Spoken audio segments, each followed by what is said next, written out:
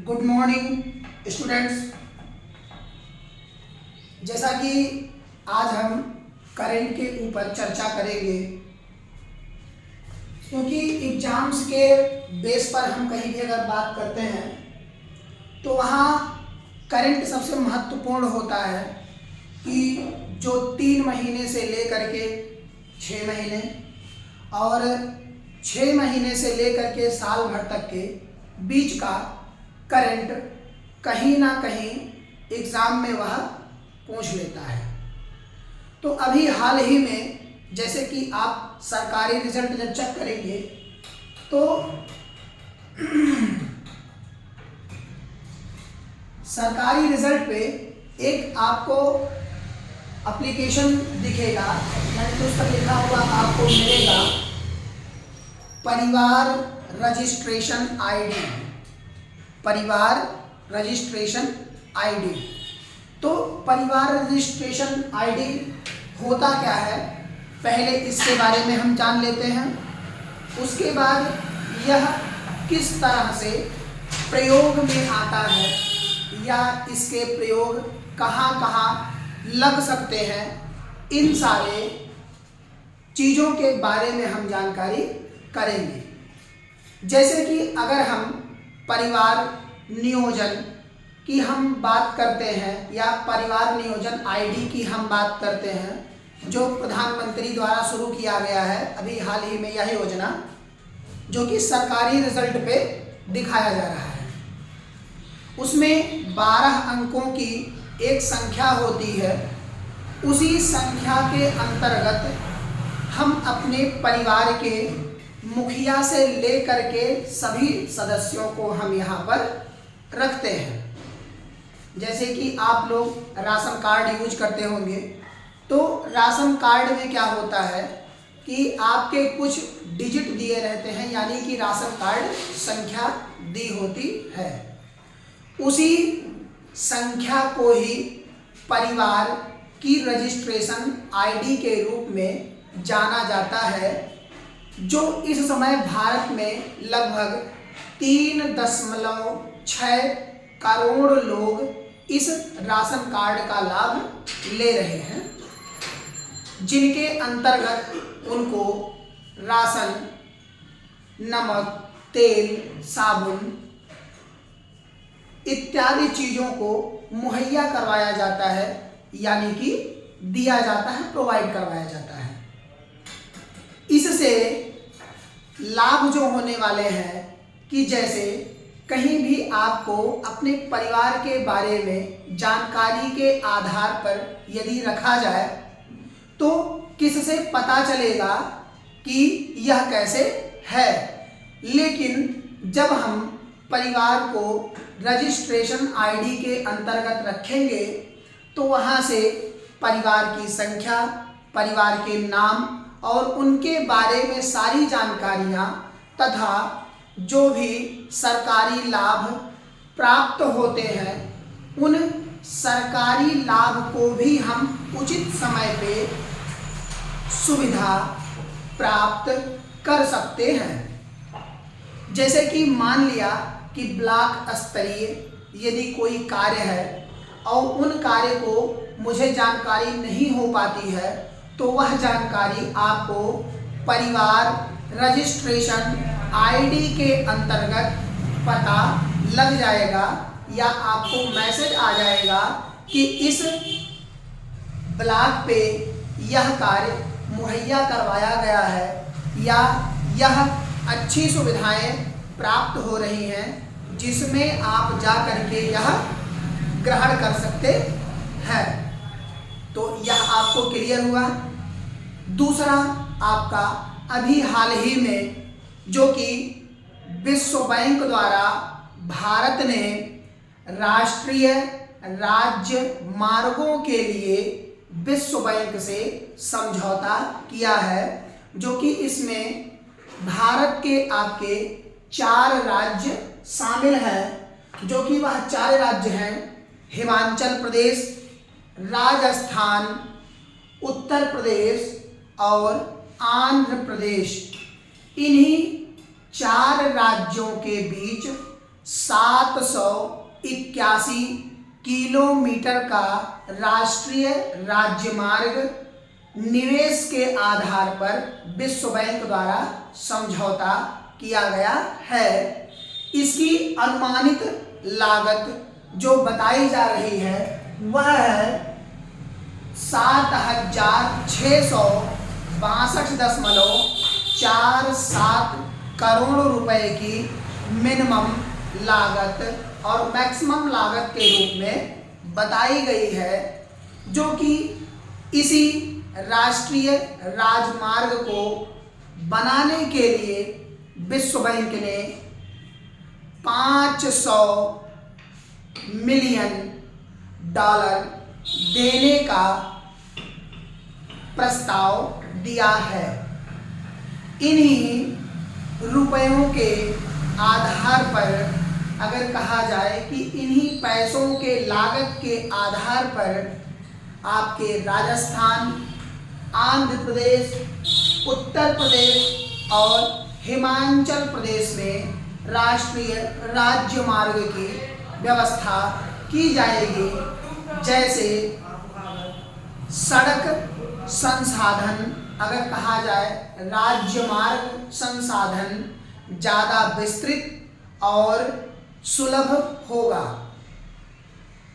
जैसे कि अगर हम कहें तो इस समय सबसे ज़्यादा अगर हम राष्ट्रीय राजमार्ग या नेशनल या इंटरनेशनल हाईवेज की अगर हम बात करते हैं तो उनमें भारत का स्थान दूसरे नंबर पर आता है, ठीक है। और रेलवे लाइन के आधार पर अगर हम बात करेंगे तो उसमें दूसरे या तीसरे स्थान पर रखा गया है, ठीक है इनको। तो यह कहीं ना कहीं हमारे ट्रांसपोर्ट सिस्टम यानी कि सामान को लाने ले जाने में, चाहे वह देश के अंतर्गत हो या विदेश के अंतर्गत हो या राज्य स्तरीय अंतर्गत हो, उससे बहुत ज़्यादा सहायता प्राप्त होगी। जैसे भारत में हमारे रेलवे द्वारा भी कार्य किए जाते हैं, उसके बाद ट्रक, बस इत्यादि द्वारा भी कार्य किए जाते हैं, और उसी तरह नाव द्वारा भी यानी कि जलीय संसाधन के रूप में भी कार्य किए जाते हैं। तो यहाँ तक आप सभी को क्लियर हुआ। इसके बाद जो आपका तीसरा इस समय है वह है मध्य प्रदेश का बागानी छपाई अभियान। अब बागानी छपाई अभियान क्या होता है? बहुत लोगों ने नाम सुना होगा, बहुत लोगों ने नाम नहीं सुना होगा। जैसे कि अगर हम बागानी छपाई की बात करें तो सीधे सीधे एक शब्द आता है कलाकृति, और कलाकृति को हम हमेशा कहाँ रखते हैं? उच्च स्थान पर रखते हैं। जैसे कि अगर हम भारत के सांस्कृतिक राजधानी की बात करें तो वह इस समय क्या है? क्या किसी को मालूम है? जैसे भारत की राजधानी आपकी कहाँ है? नई दिल्ली।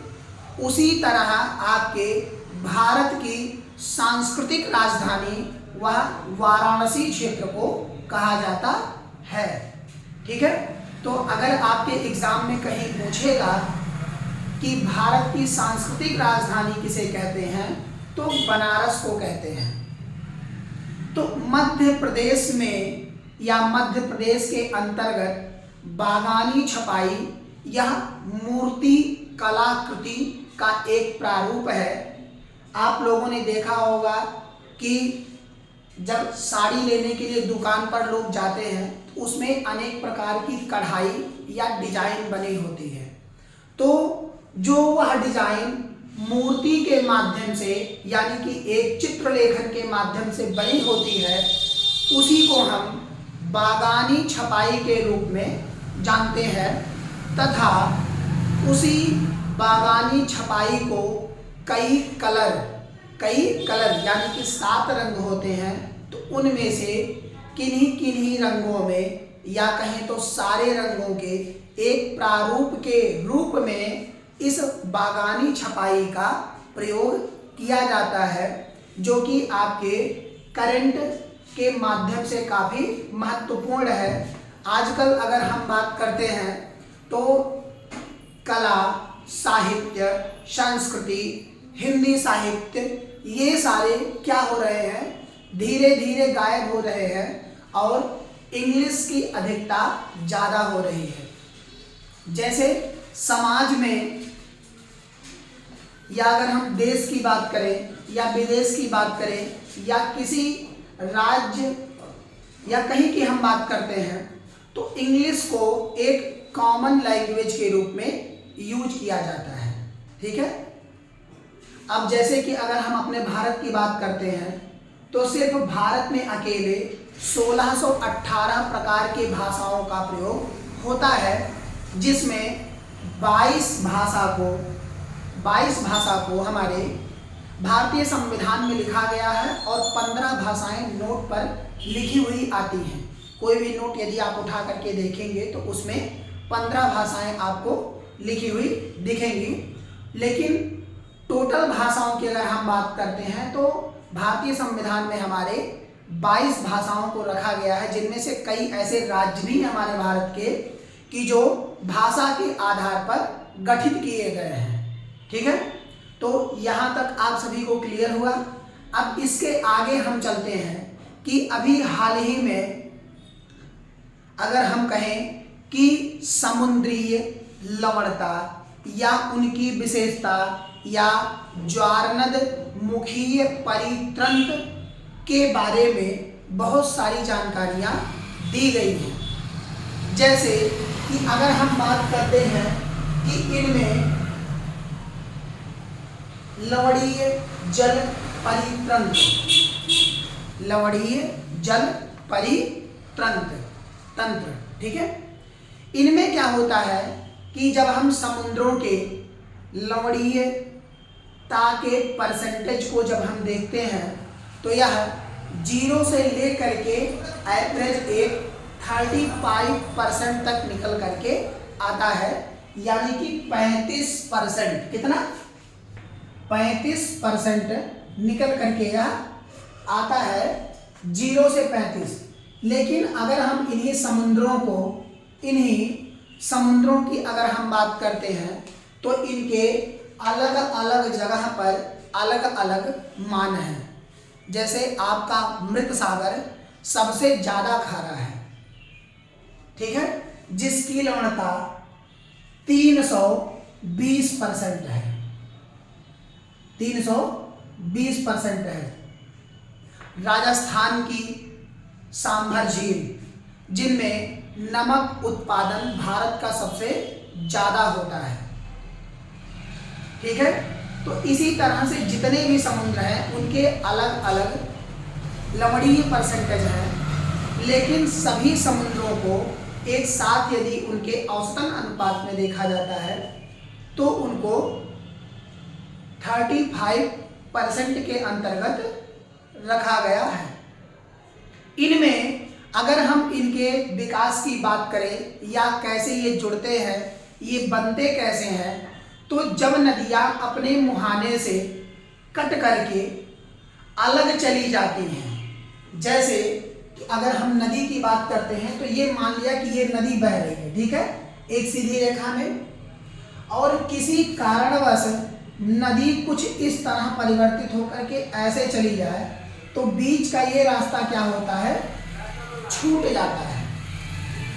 यही जो बीच में छूटता है, यही कहीं ना कहीं इनसे क्या होता है, जुड़ा हुआ होता है, जिनसे पानी उस झील के या उस नदी के भीतर जाता रहता है, जिसे ज्वार नद मुख कहा जाता है, ज्वार नद मुख कहा जाता है, ठीक है, जिसमें 14, 44 और 162 प्रकार के नदियों, झीलों और समुद्रों को मिलाने के बाद ज्वारनद मुख का निर्माण होता है। इनमें जैसे गाद, माइग्रा वन, पर्णपाती वन, हरित शैवाल, ग्रीन शैवाल, या हम कहें लैगून, ओव यानी कि झील, ये सारे के सारे क्या होते हैं, निर्माण होते हैं और बनते रहते हैं, जिनमें कभी भी क्या होता है, पानी की कमी नहीं होती। क्यों? क्योंकि कहीं ना कहीं यह नदियों से जुड़े हुए होते हैं। जब नदियाँ पहाड़ों से हो करके और ढलान की तरफ जाती हैं तो वो अपने साथ पहाड़ों से पत्थर ढेर सारे गिरा करके नीचे लेकर के आती हैं, कि जिनसे जब ये सतह पर नदियाँ चलना प्रारंभ करती हैं तो क्या होता है कि उनमें वह उत्तेजना नहीं रह जाती कि जिनसे नदियों का उतना फोर्स बना रहे और तेजी से उसका बहाव हो। तो बहाव वहाँ क्या होता है, कम हो जाता है। तो उन पत्थरों को वो लोग वहीं छोड़ देती हैं और छोड़ करके आगे निकलती हैं। तो उसी को हम दलदल के रूप में पढ़ते हैं, कि जहाँ पर पर्णपाती या सदाबहार वन पाए जाते हैं, जिनमें कभी भी पत्तियाँ झड़ती नहीं हैं। झड़ती हैं, ऐसा नहीं कि नहीं झड़ती हैं, लेकिन जनाई नहीं पड़ता। क्यों? क्योंकि उनमें कई प्रकार के मौसमी पौधे पाए जाते हैं। जैसे कि गर्मी के पौधे अलग होते हैं, ठंडी के पौधे अलग होते हैं, जाड़ा के पौधे अलग होते हैं।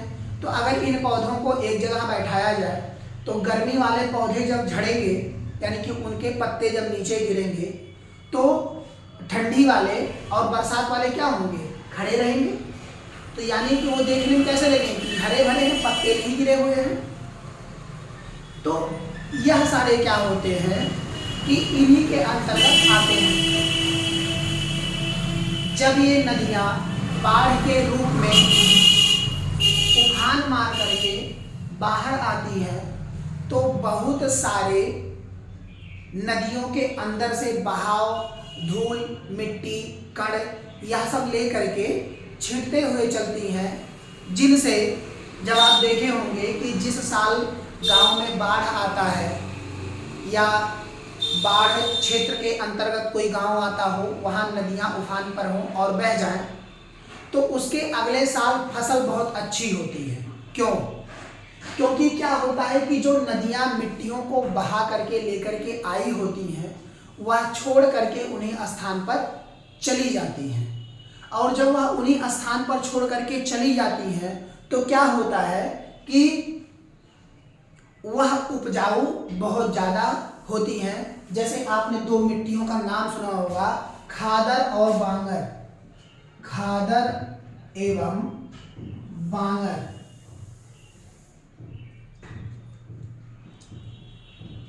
बांगर, ठीक है। तो खादर मिट्टी ये जो होती है, यह समुद्री दूरी से लगभग 5 किलोमीटर के औसतन दूर तक होती है। उसके बाद ये बांगर मिट्टी जो कि कम उपजाऊ होती है, यह 5 किलोमीटर से लगभग 10 किलोमीटर के औसतन दूरी से होती है, जहां उत्पादन बहुत ज़्यादा होता है।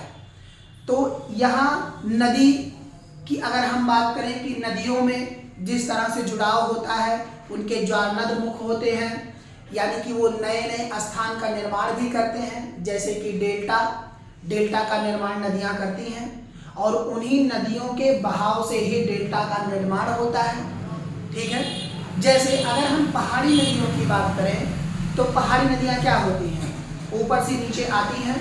तो अभी हिमालय को क्या कहा जाता है, नवीन बलित हिमालय। लेकिन क्या पठार को नवीन बलित पठार कहा जाता है? नहीं। क्यों? क्योंकि दक्षिणी भारत की जितनी भी नदियां हैं वो ज्वारनद मुख नहीं बनाती, यानी कि गाद का निर्माण वो लोग नहीं करती हैं।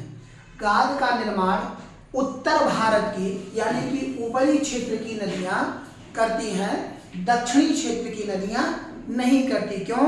क्योंकि 16 करोड़ वर्ष पुराना जो पठार है वह अब नवीन बलित पठार नहीं रह गया है। जैसे कि अगर हम सबसे पुराने पर्वत की बात करते हैं तो राजस्थान के क्षेत्र में अरावली पर्वत सबसे बड़ा है, ठीक है। लगभग 24 करोड़ साल पहले का यह बना हुआ पर्वत है, जो इस समय काफी झड़ गया है, जैसे धूल मिट्टियों द्वारा, बालू के बहाव द्वारा, हवा के कटान द्वारा, ठीक है। तो इन सारी चीजों से वह काफी ज्यादा बेकार हो गया है। लेकिन हिमालय अभी 11 करोड़ साल पहले बना है, इस वजह से इसको नवीन बलित हिमालय के रूप में जाना जाता है। तो ये करंट आज आप सभी लोगों को समझ में आया। तो इसी तरह सारे करंट आप हमारे वीडियो के माध्यम से डेली प्राप्त कर सकते हैं। और जो भी यहाँ क्लास लेना चाहते हैं केपी इनोवेशन क्लासेस में, जो कि महिला हॉस्पिटल के ठीक सामने बस्ती में स्थित है, या ऑनलाइन क्लास लेना चाहते हैं तो वो हमारे video KP innovation classes YouTube channel के माध्यम से जुड़ सकते हैं। ठीक है। Thank you and best of luck for any examination. Thank you.